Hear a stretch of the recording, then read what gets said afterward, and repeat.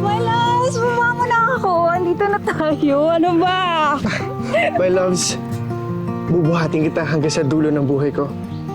Papasayahin kita hanggang sa huling hininga ko. Ako rin, my loves. Aalagaan at pagsisilbihan kita forever.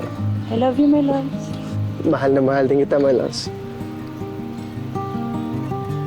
Di ba mo na ako? Okay, fine. Okay. Dahan-dahan. Yes. Wow, my gift. Hala, naku! Naunang pumasok yung babae sa loob ng bahay. Hala, magiging under ka ng asawa mo, Aldrin. Hindi yan pamahiin lang. Totoo yan. Apo, nauna na akong umuwi dito. Kasi ang init-init dun sa reception, nahihilo ako. Lola, honeymoon po sana namin ni May eh. Uy, ano naman? Hindi ko naman kayo aabalahin. My loves, di ba nasabi ko naman sa'yo na dito muna sa atin si Lola Dolores? Ha? Hindi pa naman ako oo, diba?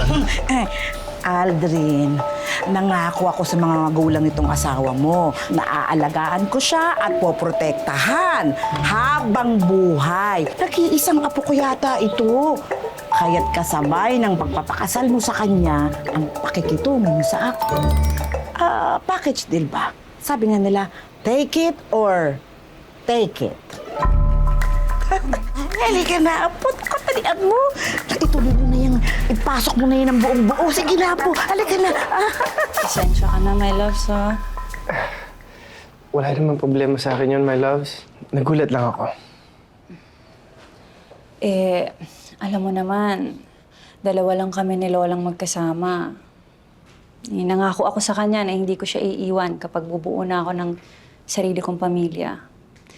Hindi ko naman siya pwedeng iwanan na lang basta.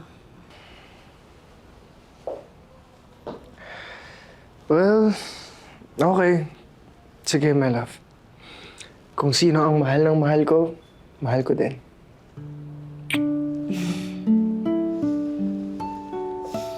Huwag ka mag-alala, my loves. Okay nga yun, di ba, na nandito si Lola? May makakatulong tayo sa gawaing bahay. May magbabantay dito kapag wala tayo. Hindi naman alagain si Lola. Alright. Okay. Nagugutom na ba kayo? Magluluto ako ng hapunan. Lola. Diyos ko, mamaging Diyos! Ay! Bakit ganyan ang itsura ng kama mo? Bakit nakatapat sa pintuan? Alam niyo bang manas yan? Hindi yan ba pwede? Kasi kapag matutulog kayong mag-asawa, kukunin kayo ng engkanto. Hindi pwede nakatapat ang mga paa ninyo sa pintuan. Ayusin mo yan, Aldrin. Halika, hibuhatin mo, ikutin mo. Oo! May bilisan mo ng kumilot. Ikaw, anak. Sige, bebe. Yeah! Sige, ulo doon. Para yung paa hindi nakatapat. Sandali, ito ha. Lola, ano po yan? Nako, itong mga balahibong to may kasabihan. Kailangan ilalagay ninyo sa ilalim ng inyong mga ulan. Kasi ito ang simbolo para patuloy na maging tapat ang pagmamahalan ninyo. Gantong-ganto kami ng lolo mo. Naglalagay ako sa ilalim ng unang. Kita mo hanggang ngayon, hanggang mamatay na siya, nagmamahalan pa rin kami. Umalis ka dyan. Ha? Okay. Oh, ha? Isa.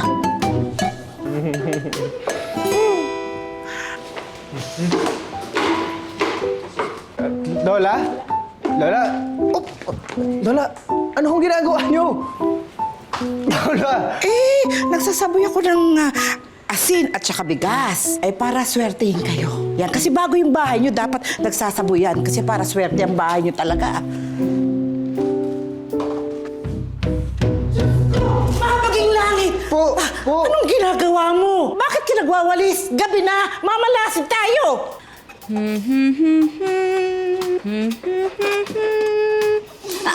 Aray, Lola. Bakit po? Gusto mo bang mamatayan ng asawa? Ha? Gusto mong mabiyuda ng maaga? Gusto mong mawala ng amay ang anak mo? Siyempre, hindi po. Pwes tigilan mo yung kakakanta. Bawal yun! Pamahiya niya ng mga matatanda. Totoo yan! Naku, Lola Dolores, mawalang galang na ho pero pamahiin lang po yan. Mas lalo po tayo mamalasin kung marumi ang bahay natin. Hoy! Yung kumari kong si Lydia, nagkamalas-malas ang buhay kasi nagwawali sa gabi. Itong ang hagdanan nyo. Ipaayos nyo to. Kamatayan. Po? Oro, plata, mata. Oro, plata, mata.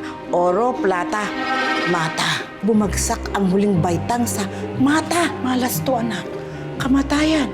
Mabuti pa lagyan nyo pa ng isa pang baitang dito para swertihin kayo. Swerte yun. O, buksan nyo. Buksan nyo. Salamat, Lola. Ano kaya to? Wow. Ba't kayo natatawa? Alam mo ba tong Arinola? Swerte to, ah. Swerte ang Arinola kapag binibigay sa bagong kasal. Pa, hindi ka tulad yan ng kaibigan mong si Philip ba yun? Ang iniregalo sa inyo kutsilyo, malas yun. Tinapong ko. Po? Akin na yan. Lola, ako na ho. Tatapusin ko na lang ho, ha? Ako na po. Tumigil ka nga. Makinig ka sa akin, ha? Hoy, Lola, makinig ka sa akin. ako na po, sir. Mas matanda ako sa'yo. Ikaw, papunta ka pa lang. Ako, pabalik na ako. Alam ko yung tama at mali. Kaya pwede ba, tigilan mo yung pagwawalis na yan. Diyos ko, ayoko yatang tumira dito ang apo ko na malas yung bahay. Parang sinabi niyo naman ho sa akin mamalasin yung apo niyo. O, di yun ang patunayan mo kung hindi.